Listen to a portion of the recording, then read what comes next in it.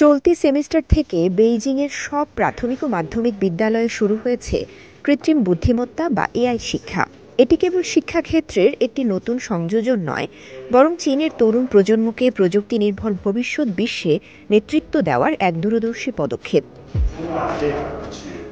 Beijing Kwong ছিউমেন middle স্কুলের শিক্ষার্থীরা এই যাত্রার অগ্রদূত। প্রথমবারের মতো এখানে খোলা হয়েছে এআই স্পেশালাইজড ক্লাস। আমি প্রোগ্রামিং ও এআই এর মৌলিক ধারণাগুলো শিখতে চাই, এগুলো ভবিষ্যতে কাজে লাগবে। তাদের স্বপ্নই প্রমাণ করছে এই প্রজন্ম প্রযুক্তি ভিত্তিক পরিবর্তনকে শুধু গ্রহণ করছে না, বরং তা গড়ে তুলতেও আগ্রহী। আমরা এআই থিমযুক্ত কোর্স ডিজাইন করছি, ব্রেন কম্পিউটার ইন্টারফেস ও স্বচালিত গাড়ি সহ বিভিন্ন বিষয়ে হাতে কলমে অভিজ্ঞতা অর্জন করা যাবে। তবে এই সুযোগ কেবল কিছু শিক্ষার্থীর মধ্যে সীমাবদ্ধ নয়। বেইজিংয়ের প্রতিটি প্রাথমিক ও মাধ্যমিক শিক্ষার্থী বছরে অন্তত ৮ ঘন্টা করে এআই শিক্ষা গ্রহণ করবে। এটি আলাদা বিষয় হিসেবে পড়ানো যেতে পারে, আবার তথ্য প্রযুক্তি কিংবা অন্য কোনো পাঠ্যক্রমের সঙ্গে সংযুক্ত করেও শেখানো সম্ভব।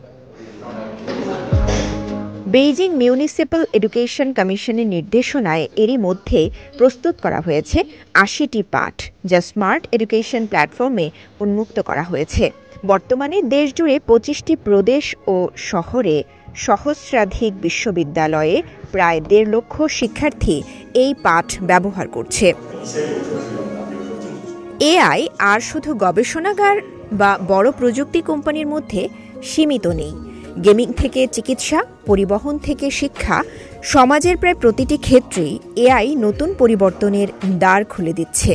আগামী দিনের চাকরির বাজারে সবচেয়ে মূল্যবান দক্ষতা হবে এআইকে কার্যকরভাবে ব্যবহার ও প্রয়োগ করার সক্ষমতা। তরুণ প্রজন্মকে ছোটবেলা থেকে এই শিক্ষার সঙ্গে যুক্ত করার মানে হচ্ছে চাকরি ও উদ্ভাবনে এগিয়ে থাকা, ব্যক্তিকেন্দ্রিক শিক্ষার সুযোগ পাওয়া, প্রযুক্তি নির্ভর সৃজনশীলতায় নেতৃত্ব দেওয়া, তরুণদের কণ্ঠেই ভবিষ্যতের রূপরেখা।